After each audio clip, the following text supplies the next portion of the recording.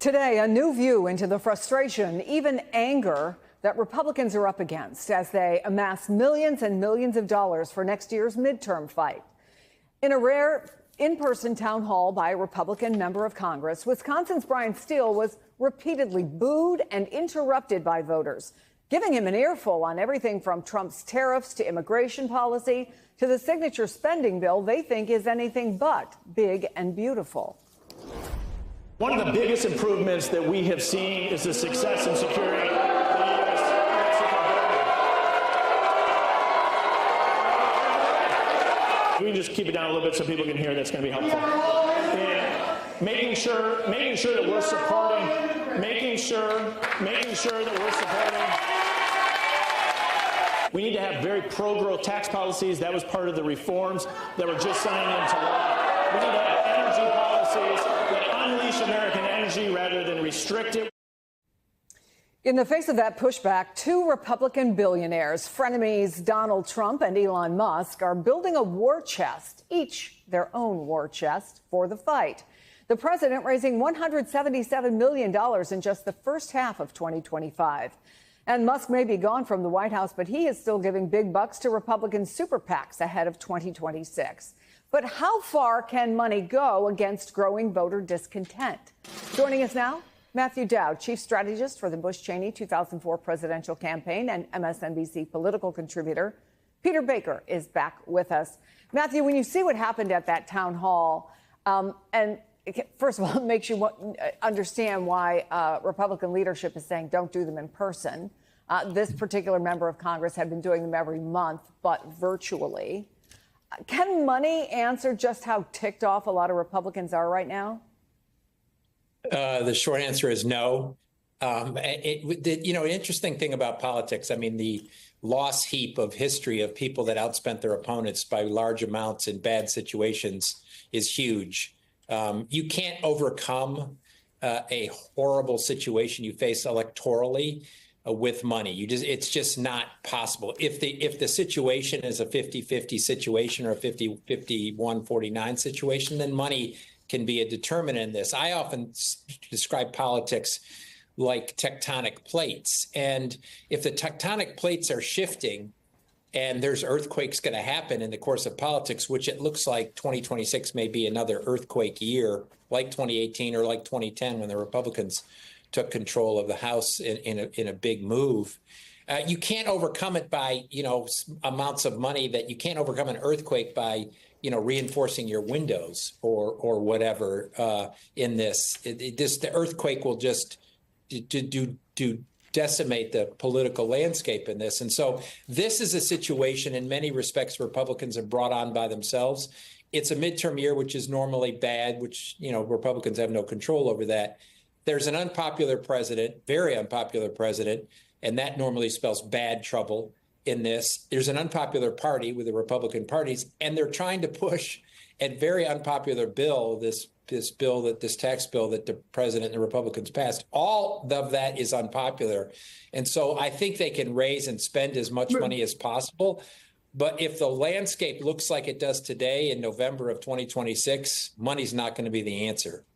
Yeah, it is a lot of money, Peter. $177 million is pretty massive, actually, at this stage before a midterm. And so you'd think Republicans would be celebrating, but there are plenty of nervous Republicans who are wondering how much of that might actually go to midterm candidates and whether those candidates could be handpicked challengers to an incumbent that Donald Trump doesn't like.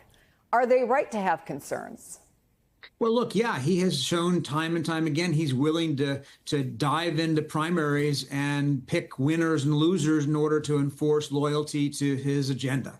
That's been one of the ways he has exercised power in these two terms in office by making clear that those who stray from the fold risk losing their seats in a Republican primary, or at least certainly being challenged. And I think that, we don't know how much he's going to play in the Republican primaries at this point. Most Republicans in the Congress have been sticking close to him, towing the line, being on his side. And so maybe he won't go after that many if he does. But this is an important message to them. Stay loyal Don't drift away. Criticism is not welcome. Now, we'll see. Matt knows more about this than I do. Money is important, but as he says, it's not the most important thing. You have an unpopular president. I thought something that Matt said was really important. We forget, because Donald Trump is so dominant in the national conversation, we forget just how unpopular he is. The most recent Gallup poll put him at 37%. That is historically low. Not low, but really disastrous. Any other president I covered would have been crushed to be at 37%. It would have been seen as a sign of weakness, and people would be reacting to that. What's striking, of course, is that Republicans are not abandoning him despite that unpopularity, because he does have such a grip over the party loyalists and the party core voters. But that's a very low number. The flip side is the best number for the Republicans I've seen recently showed that Democrats are at a historic high for disapproval, right? The people, according to the Wall Street Journal poll, about 2/3 of Americans don't feel all that good about Democrats, but they're still competitive in the head-to-head. I think that poll showed them about 3 points up over Republicans in a hypothetical matchup for the midterms next year. So, Matthew, Congressman Stile, who was taking all that heat, won his seat by more than 10 points in 2024 in a safe Republican district. Yet, here are some of the comments he was faced with about his own future. Are you going to run for governor for the state of Wisconsin? That's an easy answer. No, I'll be. It's hard to hear.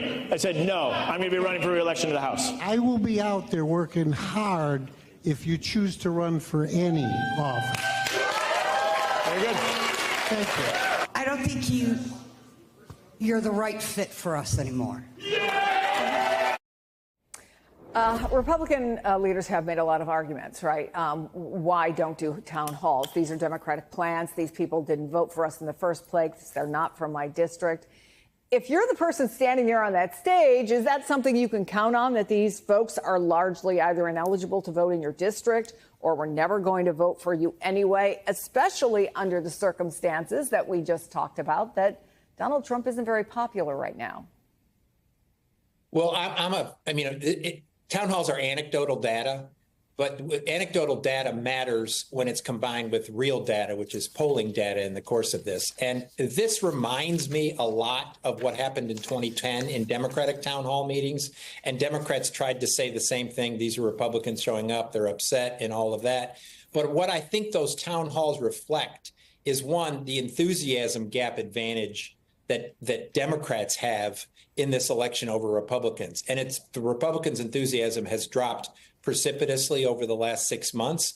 Much of it has to do with the economy, but some of it has to do with Epstein, and Republicans upset about that. They won't shift their vote, in my view, but they may just not vote in the course of this. And so if I were a Republican going out there, I would look at that and say, this is a sign that Republicans are not near as enthusiastic as Democrats who are showing up. And I would also look back at a little history, as I said. And in 2010, the same dynamic happened to Democrats. And on Election Day, the Republicans showed up and Democrats didn't. And it was a bad day for Democrats. I'd say a very bad day for Democrats. Matthew Dowd, Peter Baker, always good to have you both here.